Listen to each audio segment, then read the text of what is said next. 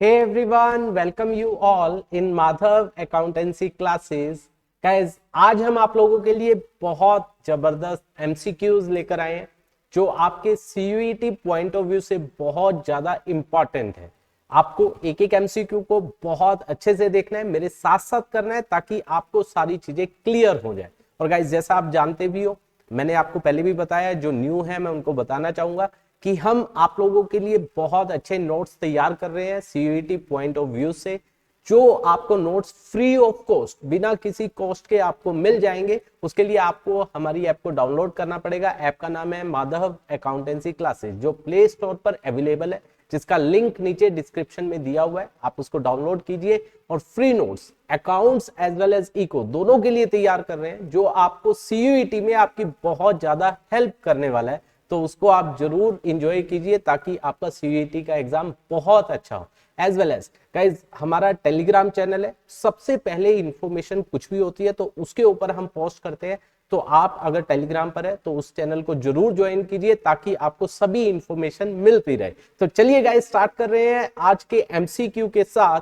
बहुत अच्छे MCQs हैं, आपको बहुत ध्यान से समझने हैं। देखिए सबसे पहला MCQ आ रहा है, that is nature fresh limited. उसने इशू की है 1 लाख इक्विटी शेयर 100 का एक एट अ प्रीमियम ऑफ 20%, मतलब 100 वाला 120 में। Alright, payable 20 with application, 20 application, 50 including premium on allotment, मतलब 50 रुपए अलॉटमेंट पर इंक्लूडिंग प्रीमियम, मतलब ओरिजिनल हो गया 30, and balance in 2 equal instalment. बाकी कितना बच गया, देखो बाकी बच गया 70 हो गया, तो ये बच गया 50, मतलब 25 और 25। ये आपका फर्स्ट कॉल हो जाएगा, ये आपका second and final call. Final call is not yet call, अभी तक फाइनल कॉल हमने मंगवाई नहीं है, ठीक है guys. 5 share holder holding 6000 shares in total, word use हुआ है टोटल, मतलब उनके total 6000 share. Fail to pay the amount due on allotment, ना तो उन्होंने अलॉटमेंट दिया है ना उन्होंने, एंड फर्स्ट कॉल बनी ना उन्होंने फर्स्ट कॉल 6000 पर, ना उन्होंने अलॉटमेंट दिया ना फर्स्ट कॉल दी। इसके बाद 6 share holder holding 10,000 share in total fail to pay the amount due on first call. 10,000 वालों ने, 10,000 शेयर वालों ने फर्स्ट कॉल भी नहीं दिया। 6,000 वालों ने ना तो अलॉटमेंट दी ना फर्स्ट कॉल दी, और 10,000 वालों ने केवल फर्स्ट कॉल नहीं दी है। 6,000 share on which allotment money and first call money was overdue, जो मंगवाई थी वर फॉरफिटेड, हमने उनको फॉरफिट कर लिया। मतलब 6,000 वालों को हमने फॉरफिट कर लिया, लेकिन 10,000 वालों को अभी तक फॉरफिट किया नहीं है। Amount appearing as subscribe but not fully paid up capital in the balance sheet of the company. जबरदस्त क्वेश्चन है गाइस। देखिए यहां पर सबसे पहली चीज 1 लाख है, 1 लाख शेयर है। देखो subscribe but not fully paid में सारे ही आएंगे, क्यों आएंगे, क्योंकि रीजन बिंग अभी फाइनल कॉल किसी से मंगवाई नहीं गई है। लेकिन इसमें से 6,000 को तो हमने फॉरफिट कर लिया, ये आएगा नहीं subscribe but not fully paid में। कितना रह गया 94,000, ठीक है। और आपको पता है शेयर कैपिटल के अंदर हमेशा ओरिजिनल अमाउंट आता है। देखो ओरिजिनल मंगवाया कितना गया, 20 ये था, 50 में से 20 प्रीमियम है 30, 20 और 30 कितना हो गया 50 और 25। तो अभी तक जो मंगवाया गया ओरिजिनल वो 75 मंगवाया गया। तो देखो 94,000 इंटू 75, इसको मल्टीप्लाई करेंगे तो हमारे पास आएगा, देखिए that would B 94,000 into 75, that would be 70,50,000, ठीक है गाइस, ये हमारे पास आ गया। इसके बाद ये पैसा आना चाहिए, लेकिन 10,000 वालों ने कितने रुपीस 25 फर्स्ट कॉल नहीं दिया, तो ये आ जाएगा 2,50,000। तो that is called calls in arrear, तो इसको हम माइनस करेंगे तो ये आ जाएगा 68 lakh. That would be your answer, subscribe but not fully paid.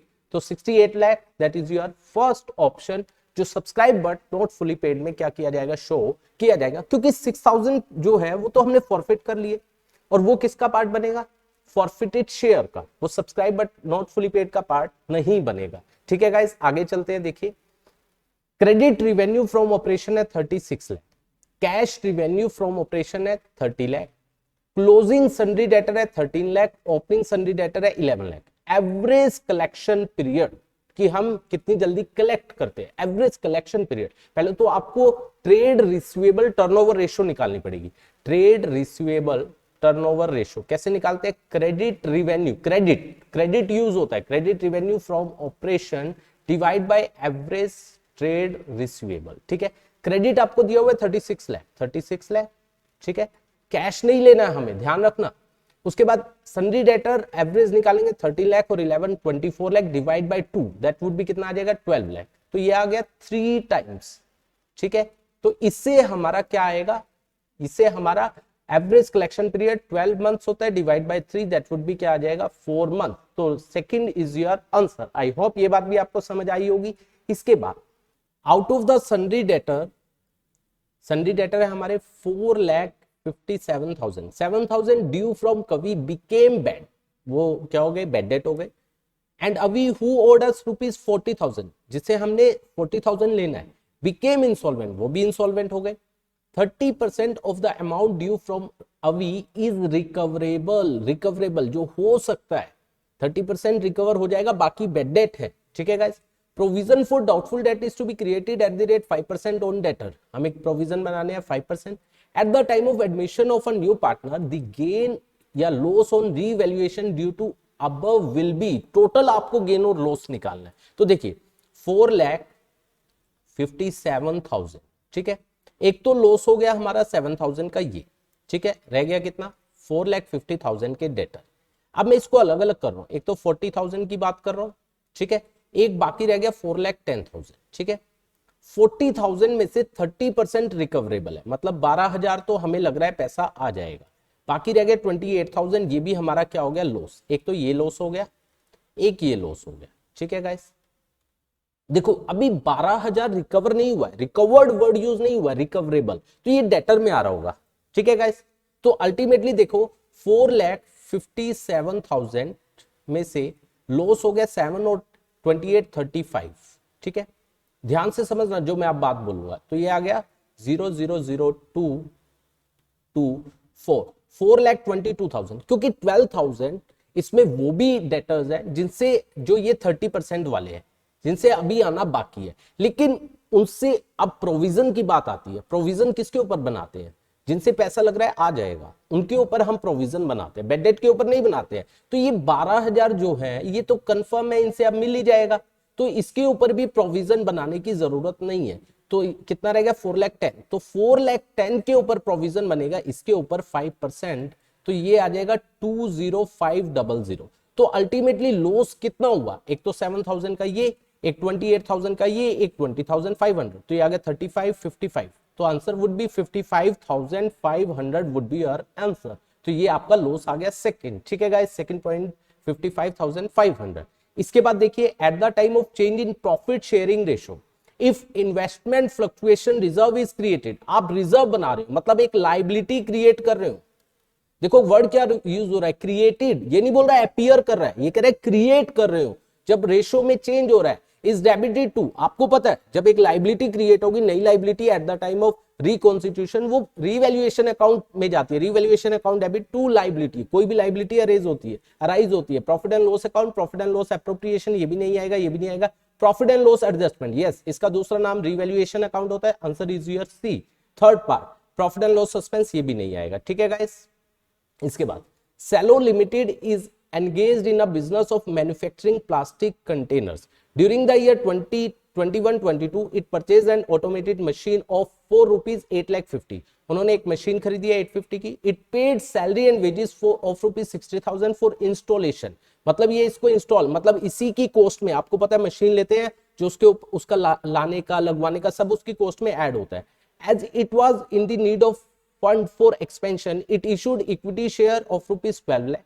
Preference share of rupees 6 lakh. ठीक है guys, it earned a profit of 12,72,000 for the year ended 31st March 2022. ठीक है, cash flow from investing activity, केवल आपको investing निकालना है. तो आपने क्या किया? केवल एक मशीन परचेज किया, कितनी? 850 की, और उसके ऊपर खर्चा कितना हुआ है? 60,000.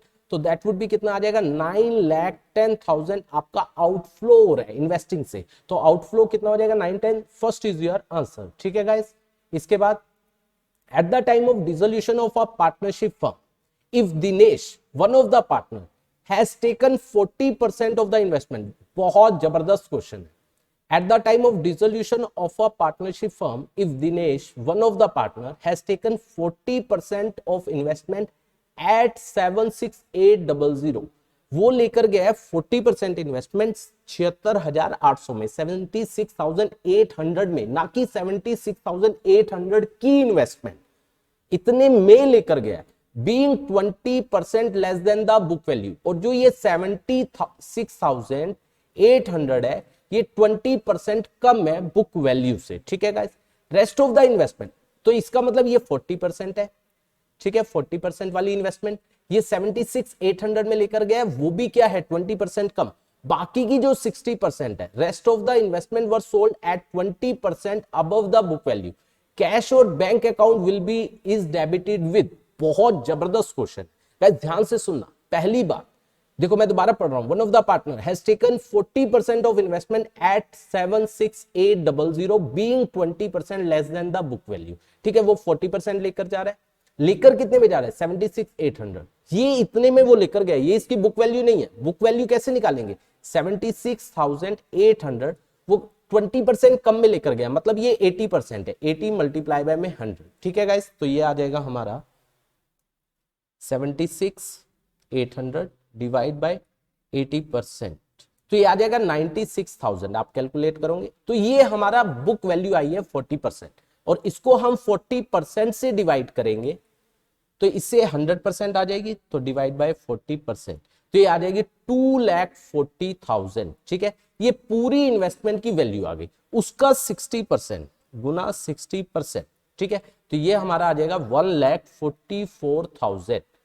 ये हम बेच रहे हैं क्योंकि कैश और बैंक, ये तो वो लेकर जा रहा है, कैश बैंक नहीं आएगा, इसको हमने अबव 20% बेच दिया, तो इसका प्लस 20%, तो ये आ जाएगा 1,72,800, तो ये पैसा हमारा आएगा। तो चेक कीजिए 172,800, that would be our answer. I hope ये बात आपको समझ आई होगी, बहुत अच्छा क्वेश्चन था ये वाला। इसके बाद आगे चलते हैं, देखिए pick the odd one out from the following, इसमें से ओड वन आउट निकालना है। Issue of debenture as a collateral security, ठीक है। Issue of debenture to underwriters, ठीक है।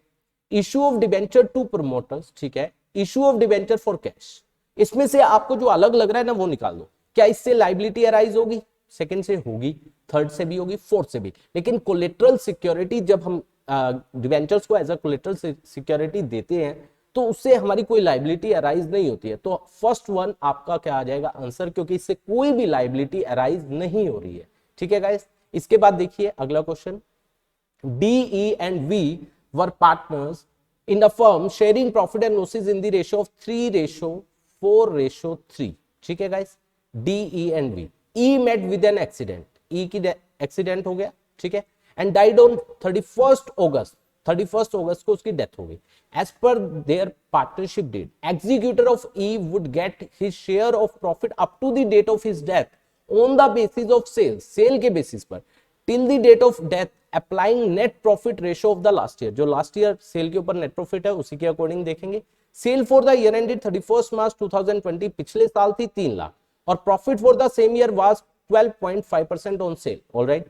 Cell shows a growth trend of 25%, sale जो है वो 25% ग्रो करी है, and percentage of profit earning is reduced by 1.5%। Calculate करना है ई का शेयर ऑफ प्रॉफिट, निकाल सकते हो। देखिए पहली बात 3 लाख का 25%, तो 25 से 75, ये आ गया 3,75,000, तो आपकी सेल हो गई, ठीक है। और आपका जो प्रॉफिट है वो रिड्यूस हो गया 1.5% थे, तो ये रह गया 11 बाय 100 इनटू में कितने मंथ्स का गाइस, क्योंकि ये तो पूरी साल की है 3 लाख, और आपने 25% कर दिया 375, ये पूरे साल की है।